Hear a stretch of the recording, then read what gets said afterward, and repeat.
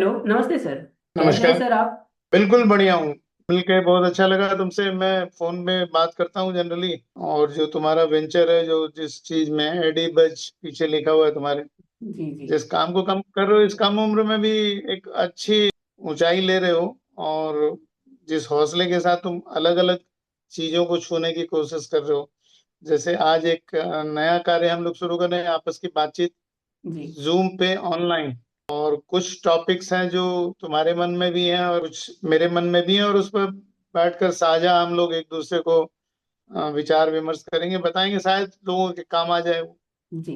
ये सर, मैं चाहूंगा कि हमारी ऑडियंस को आप थोड़ा अपना इंट्रोडक्शन दें ताकि वो जान पाए कि आप किस क्षेत्र में जी, कार्य करते हैं। मेरा नाम चिरंजीव जैन है। मैं पिछले 32 वर्षों से शिक्षा के क्षेत्र में कार्य कर रहा हूँ, और लगभग 15 वर्षों से मैं पेरेंटिंग जैसे एक टॉपिक पर बात कर रहा हूँ। पेरेंटिंग का मतलब परवरिश, जिसको बोलते हैं माता पिता बच्चे। इसी विषय पर मैं लगातार स्कूल्स में, कॉलेजेस में, यूनिवर्सिटीज में, अलग अलग शहरों में अपनी वर्कशॉप, कार्यशालाएं करता आ रहा हूँ। एक अच्छा अवसर है पेरेंट्स को, अलग अलग शहरों के पेरेंट्स को जानने का। जो पेरेंटिंग है, अभी जो डिस्टरबेंस हो रहा है, जो माता पिता और बच्चे में जो तालमेल कहीं बिगड़ रहा है, कहीं सामंजस्य नहीं हो रहा है, तो ये हुआ ऐसा क्यों और इसमें हम करें क्या, इस पे हम लोग बातचीत करते हैं। निश्चित तौर पे मैं जो सोल्यूशन है वो पेरेंट से ही लेता हूँ, जी। क्योंकि हर पेरेंट के पास अपना सोल्यूशन है, सिर्फ उसको दिख नहीं रहा है। Right right. जी। उन्हीं को मार्गदर्शन देने का कार्य आप करते हैं। तो सर, मेरे कुछ क्वेश्चंस हैं जिसमें कि मेरा पहला क्वेश्चन ये है कि सबसे बड़ी जो प्रॉब्लम्स आ रही है अभी पेरेंटिंग में वो क्या है? मतलब पेरेंट्स जिस प्रॉब्लम को ज्यादा फेस कर रहे हैं वो आपके हिसाब से भी क्या है? देखो, सबसे इम्पोर्टेंट, बहुत बढ़िया तुम्हारा प्रश्न है, क्योंकि पेरेंट्स कहाँ चूक रहे हैं, हम इसको ऐसा बोलें।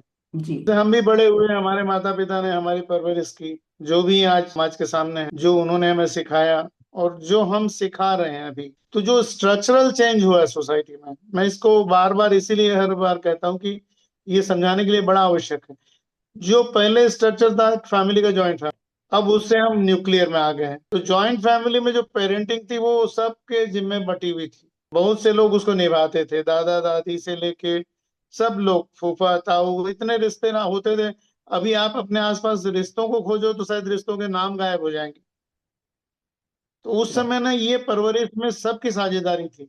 और एक जो बायोलॉजिकल पेरेंट होता था वो मजे मजे में अपना कार्य कर लेता था, और बच्चा इतने सारे पेरेंट्स के साथ एक अच्छी परवरिश पाता था। अब हम चेंज में आ गए, बड़े बड़े शहर बन गए और छोटे छोटे घर बन गए। हम गांव से निकले, शहर में आए। गांव में एकड़ों में जमीन होती थी हमारे पास, जी। अब शहर में हम 800 square feet, fit 1000 square feet, और कितने मंजिल पे टंगे हुए हैं ये भी नहीं पता, कौन से माले पे हैं।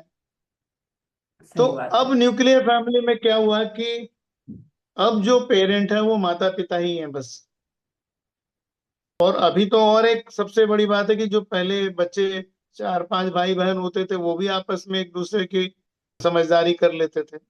जी जी। अब बच्चे भी सिंगल पेरेंट पे आ गए हम लोग। अभी क्या हो रहा है, पेरेंट्स के अपने समय उनके पास कम हो गया है, सुविधाएं बढ़ गई हैं, समय कम हो गया है। सही बात है। और बच्चा सुविधाओं को नहीं मांगता भाई, बच्चा समय मांगता है। तो जो पेरेंट्स से सबसे बड़ी गलती हो रही है वो ये हो रही है कि अपने बच्चों को वो समय नहीं दे पा रहे हैं, अपने बच्चों को वो समझ नहीं पा रहे हैं, और बिना समझे वो रिएक्ट कर रहे हैं। बिना समझे रिएक्ट करके। जी। जैसे एक बच्चे की कोई डिमांड है, बच्चे ने मुंह खोला, बच्चे ने कुछ मांगा, पेरेंट तुरंत उसको प्रोवाइड कर देंगे, उसकी हम्म। जरूरत हो या न हो, बिना समझे।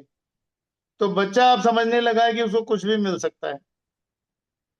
आदत खराब हो चुकी है उनकी। सब। जी। तो सबसे पहले हमें आवश्यक है कि बच्चों को समय दें। हम जो गलती हो रही, चूक हो रही है, वही है कि 24 घंटे में कुछ समय निर्धारित कर लें हम अपने बच्चों के लिए, जी। जहां हम उनको सुनेंगे, समझेंगे और समय देंगे। तो शायद उनके प्रश्नों के उत्तर देने का हमको तरीका आ जाएगा। समझ गए। और स्ट्रिक्ट पेरेंटिंग अच्छी होती है या फिर फ्रेंडली पेरेंटिंग अच्छी होती है? देखो, इसमें ना दोनों ही दो छोर हैं। मतलब स्ट्रिक्ट भी एक छोर है, और फ्रेंडली भी एक छोर है। इसके बीच का कोई मध्यम मार्ग है। ओके। जैसे मैं इसको सिंपल सा एक एग्जांपल देता हूँ कि जैसे हम लोग पतंग उड़ाते हैं, हम्म। तो अगर डोर को आप खींच कर रखोगे, जिसको स्ट्रिक्ट पेरेंटिंग बोलते हैं, तो पतंग सिर पर रहेगी टंगी हुई, आगे नहीं बढ़ेगी। हम्म। और डोर को ढील छोड़ दोगे आप कि फ्रेंडली है, हम कुछ भी नहीं बोलते, हम कुछ भी नहीं उस पर रिएक्ट करते, कुछ भी उसको कहीं भी अंकुश नहीं लगाते, तो जैसे ही ढील छोड़ते हैं तो पतंग पता नहीं कहाँ जाएगी और कटने का बहुत चांस है। तो जी। इनके बीच में एक मार्ग है कि हम डोर अपने हाथ में रखें और ढील उतनी ही दें कि जब वो संकट में हो तो हम डोर को खींच सकें। ओके। तो थोड़ा फ्रेंडली बनकर स्ट्रिक्टली पेरेंटिंग करें। दोनों का कॉम्बिनेशन हो, मतलब हम्म, ना ज्यादा बीच में हो। स्ट्रिक्ट हो जाए, ना ज्यादा जी फ्रेंडली जी हो जाए। जी जी जी। जी जी जी। सर एक और एक क्वेश्चन है मेरा।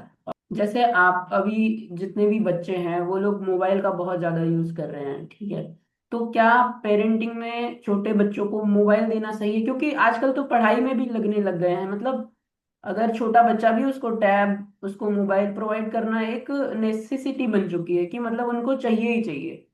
तो क्या ये सही है, गलत है, मतलब आपके विचार क्या है इन पर? देखिए, सही गलत तो राज्य शासन ने निर्धारित कर दिया। ऑस्ट्रेलिया जैसी जगह में सोशल मीडिया बैन हो गया है, मोबाइल के यूजेस कम हो गए हैं 16 साल से कम के बच्चों के लिए। यहाँ भी कर्नाटका गवर्नमेंट ने एक नियम लाया है कि 16 साल से कम बच्चे जो है वो सोशल मीडिया पर इंटरेक्शन कम हो, मोबाइल यूजेस कम हो। इसका मतलब निश्चित तौर पे मोबाइल आवश्यक है, लेकिन एकदम बहुतायत में उसका उपयोग वो तो बिल्कुल आवश्यक नहीं, वो तो बिल्कुल गलत। जितनी व्याधियां बच्चों में आ रही हैं अभी, जो एक अग्रेशन आ रहा है, जो एक चिड़चिड़ाहट आ रही है, वो सिर्फ और सिर्फ मोबाइल के चलते। ओवर यूज ऑफ मोबाइल देखिए हमारे शारीरिक पोस्चर्स को खराब कर रहा है। सर्वाइकल के पेन, हम ब्लू रेज के चलते हमारी आंखें खराब हो रही है, हमारा दिमाग पे जैसे हो रहा है। और सबसे बड़ी बात, इतने एग्रेशन में आ रहे हैं कि हम कुछ भी करने पर उतारू हो रहे हैं। तो मोबाइल क्या कर देगा ऐसा जो बिना मोबाइल के भी तो पहले बहुत अच्छा जीवन था। जी। तो ठीक है, मैं इसको रिजेक्ट नहीं करता। मैं कहता हूँ मोबाइल का उपयोग करो, लेकिन उतना ही करो ना जितना आटे में नमक चाहिए। नमक स्वाद अब दिन अनुसार। भर मोबाइल लेके बैठे हुए हो और रील पर रील देखे जा रहे हो, अपना काम नहीं कर रहे हो और चिड़चिड़ाहट में आ रहे हो, तो ये तो व्याधि है फिर। जी। हम्म, मतलब अगर उसको लिमिटेशन के साथ हम लोग यूज करें तो वो सही है। और बिल्कुल जी जी जी। बिल्कुल। जैसे मैं सिंपल सी बात बोलता हूँ कि अगर मान लिया बच्चे आजकल देखिए कि जो 6 महीने का बच्चा, 6 महीने का भी होता है या साल भर का बच्चा होता है, मदर्स उसको खाना खिलाने के लिए कोई कार्टून उसके सामने मोबाइल का रख देती है और वो बेचारा उसमें एंगेज होके कुछ भी खा लेता है। तो उनको ये लगता है ना कि ये अच्छा रास्ता है, और धीरे धीरे उसका एडिक्शन बढ़ता है। संभालने की बात। जी। ये तो हो गई कि हमने अभी पेरेंट्स के बारे में बात किया, और जो छोटे बच्चे हैं उनके बारे में बात किया। बट सर अभी जैसे कि हम जब आपका वीडियो एडिट करते हैं तो उसमें एक टॉपिक था जिसका सुसाइड से रिलेशन था, मतलब जो बच्चे पढ़ाई के तनाव में आके सुसाइड कर रहे हैं। उस पे थोड़ा सा आप गाइड करें, क्योंकि ये सच में एक बहुत ही विचार करने वाला टॉपिक है। इस पे भी मैं चाहूंगा कि आप कुछ गाइड करें, क्योंकि हमारी जो ऑडियंस है उनको भी अवेयरनेस हो इसकी। बहुत लोगों को तो पता ही नहीं है कि कैसे इससे बचा जाए। देखो, एक बहुत अभी मैं जैसे भिलाई जैसे शहर की बात कर रहा हूँ। आज ही मैंने एक न्यूज पोर्टल में देखा, न्यूज था कि 8 दिनों के अंदर, ये 8 तारीख की न्यूज की बात है, भिलाई जैसे शहर में 7 सुसाइड हो चुके और कम उम्र के बच्चे भी शामिल हैं। मतलब सुसाइड एक लास्ट अटेम्प्ट है, आखिरी। भाई अब आप अपने जीवन को खत्म कर रहे हो, इसका मतलब आपको अपने इश्यूज को शेयर करने के लिए लोग नहीं मिल रहे, आपको काउंसलर नहीं मिल रहे। ऐसा कौन सा आसमान टूट पड़ा कि आप इतना बड़ा निर्णय ले रहे हो? ये सिर्फ और सिर्फ तब होता है, वो सज्जन, वो शख्स, वो शख्सियत, वो आदमी जो इस चीज को अटेम्प्ट लेता है, जब उसके पास अपने आप को आउटबर्स्ट करने के लिए कोई एजेंसी ना हो। अगर जी वो अपने मन को खोल दे कहीं तो बहुत से रास्ते निकल सकते हैं, लेकिन वो अपने में घुटता रहे, घुटता रहे, घुटता रहे, और किसी एक दिन किसी घुटन को बर्दाश्त नहीं करे और आपा खो बैठे और बड़ा निर्णय ले ले। आप सोचो ना, राष्ट्र के लिए कितना बड़ा नुकसान है। जरूर। कि वो एक तो है ही। युवावस्था में एक बच्चा जो है एक गलत निर्णय में जा रहा है, और उस परिवार के लिए कितना बड़ा नुकसान है, कोई फायदे में नहीं है। तो सबसे पहला सिंपल से बात है, जब भी आपको लगे कि कोई गुमसुम है, आप थोड़ा अलर्ट हो जाओ और उससे जानने की कोशिश करो, उसके मन को खोलने की कोशिश करो, सपोर्ट करो, तभी ये सब संभव होगा। नहीं तो जिस गति से हम लोग बढ़ रहे हैं, वो गति तो नहीं, दुर्गति है। बिल्कुल। और सर जैसे मेरी एज के जो ऑडियंस है हमारी, उनके लिए अगर आप कोई संदेश देना चाहें। भाई आप लोग राजा लोग हो। आप पृथ्वी पर जब पैदा हुए हो तो इतनी सुविधाओं के साथ हो ना। आप तो भाग्यशाली पूरे जनरेशन हो। जेन जी, जेन अल्फा, जेन बीटा, ये भाग्यशाली लोग हैं। जी। इनके पास तो पूरा पूरा यूनिवर्स तुम्हारी मुट्ठियों में और हाथों में है। तो बात क्या है कि अगर खजाना आपको मिला है, तो सबसे पहली बात, खर्च करना सीखो। जी। आपको खर्च करना आना होगा। जैसे ही आपकी जिम्मेवारी बढ़ी, जब जैसे ही आपको ज्यादा चीजें मिलती हैं, तो आपकी जिम्मेवारी बढ़ती है। Right sir. सबसे पहला आपकी जनरेशन के लिए, आप अकेले में अपने आप में मत रहो। वर्चुअल फ्रेंड्स से ज्यादा रियल फ्रेंड्स बनाओ। वर्चुअल फ्रेंड किसी काम के नहीं है। रियल फ्रेंड्स बनाओ, उनकी सुनो, उनको सुनाओ, मन हल्का करो। और सबसे बड़ी जो आपके लिए आवश्यक चीज है, अपने माता पिता के सपनों को साकार करने के लिए उस दिशा में आगे बढ़ो। समय दो ना अपने माता पिता को भी, पूछो जी। उनसे भी। आप कभी देखना, विपुल, आप कभी घर लौटोगे ना, देखना कि पापा अभी भी वही पुराने जूते, पुराने जुराब, पुराने कपड़े नया लेने में वो हिचकते हैं। क्यों? क्योंकि विपुल के लिए लेना है ना। जी। तो विपुल तो एक नाम है, आपकी उम्र के बच्चों के लिए लेना है। तो आपका भी दायित्व बनता है कि उन माता पिता को पूछें कि पापा क्या चाहिए। पापा अब मेरे लिए ये इतनी आवश्यकता नहीं है, मेरा काम हो गया है। और थोड़ी सी अपनी फैमिली मैंने जिम्मेवारी बढ़ाओ अपनी। आप देखो, आप। आप तो इस कम उम्र में ही एंटरप्रेनर बन गए हो। आप कितने लोगों को रोजगार देते हो। जी। आप तो मैं तो आपको सैल्यूट करूंगा कि भाई इस एज में एंटरप्रेन्योरशिप आ गई है। आप जैसे बच्चे होना चाहिए। Thank you so much sir. ये सर और एक क्वेश्चन है मेरा। जैसे एक प्रॉब्लम तो हमने देखा कि सुसाइड हो रहे हैं, ठीक है, बट जो बच्चे पढ़ लिख चुके हैं, ठीक है, और जिनके पास डिग्री है, बट उनको जॉब नहीं मिल रही है। ये तो बहुत बड़ा टॉपिक है, बट एक मैं ओवरव्यू चाहूंगा आपसे कि ये बहुत बड़ा टॉपिक है, इस पे हम लोग एक नया एपिसोड बनाएंगे, बट मैं एक क्विक चाहूंगा कि आपके क्विक विचार जानना नहीं, चाहूंगा। सिंपल सिंपल सिंपल सी बात है कि आपने जो सीखा, जो डिग्री ली, कभी खुद से क्वेश्चन करना, जो भी बच्चा है, कि मेरे में क्या स्किल है जो मुझे कोई काम देगा। हाँ, मतलब वही इम्पोर्टेंस ऑफ स्किल ही मैं बताना चाह रहा था जी। हाँ, जैसे मान लिया मुझे गवर्नमेंट जॉब चाहिए, तो ठीक है, मेरे एक क्वालिफिकेशन होना चाहिए, ग्रेजुएट होना चाहिए, और फिर मैं एग्जाम दूंगा, फिर गवर्नमेंट जॉब में शामिल होऊंगा। लेकिन जहाँ गवर्नमेंट जॉब नहीं है, कोई प्राइवेट एंटरप्रेन्योर है, कोई प्राइवेट एजेंसी है, वो आपको काम कब देगी? जब आप उसके लिए उपयोगी होगे। राइट।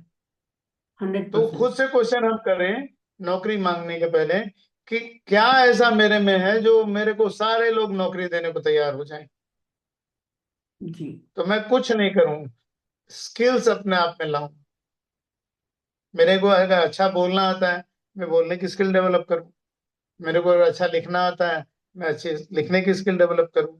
मैं कॉपी राइटिंग करूं, मैं ब्लॉगिंग करूं, मैं यूट्यूबर बनूं। इतनी चीजें तो पहले के बहुत। जमाने में थी भी नहीं भाई। जी जी जी, यही एडवांटेज है हमारे पास कि बहुत सारी चीजें। हाँ, तो मुझे तो लगता है कि अभी तो रोजगार बहुत सारे हैं, बहुत। लोगों की कमी है, लेकिन हम ये बोलते नहीं, हमको तो वही वाला चाहिए, हम्म। प्रॉब्लम साहब वाला, प्रॉब्लम वही है कि वही सरकार वाला चाहिए। वाला। जी जी जी। तो वही वाला में तो फिर वो तो लिमिटेड है ना। सही और बात। पता नहीं फिर आप उसके लिए भी उपयोगी होगी नहीं, उपयुक्त होगी नहीं। आपने पढ़ाई कैसे की है? भाई आपने अगर ग्रेजुएशन के 3 साल किसी भी, आज विपुल बाहर निकलना अपने केबिन से और हम्म। किसी भी इंसान से, सफल या असफल जो भी हो, पूछना कि भाई साहब आपने 18 से 23 साल की उम्र में क्या किया था।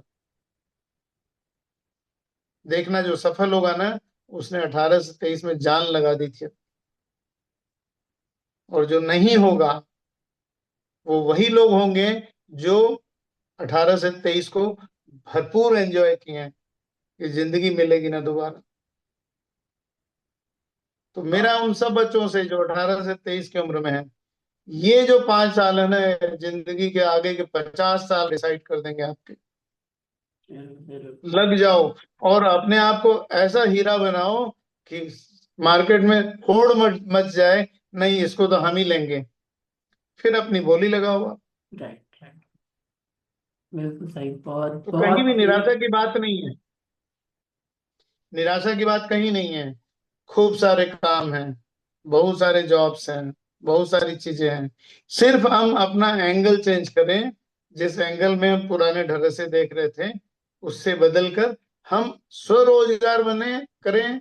हम अपने नीचे, हमारे माननीय प्रधानमंत्री जी ने कहा, रोजगार मांगने वाला मत बनो ना भाई, देने वाला बनो। आप ऐसा काम करो कि 8-10 लोगों की तनख्वाह जो 1 तारीख को आपके पॉकेट से जाए, आपके खजाने से जाए। राइट सर, बहुत ही अच्छा लगा आपसे बात करके। हम नेक्स्ट एपिसोड इसका जरूर लाएंगे यहीं पे। मैं चाहूंगा, क्योंकि सर मेरे पास भी थोड़े से अभी एक दो मीटिंग्स मेरी भी है, जिसको कि मैं डिले करके, बिल्कुल। क्योंकि हमारा बहुत दिन से था कि हम लोग इस चीज को स्टार्ट करें, बट किसी ना किसी रीजन के कारण, जो मुझे भी थोड़ी जिम्मेदारियां थी उनके कारण हम नहीं कर पा रहे थे। बट डेफिनेटली हम लोग इसको नेक्स्ट एपिसोड भी लाएंगे। और thank you so much sir नहीं नहीं, आपका समय देने के लिए।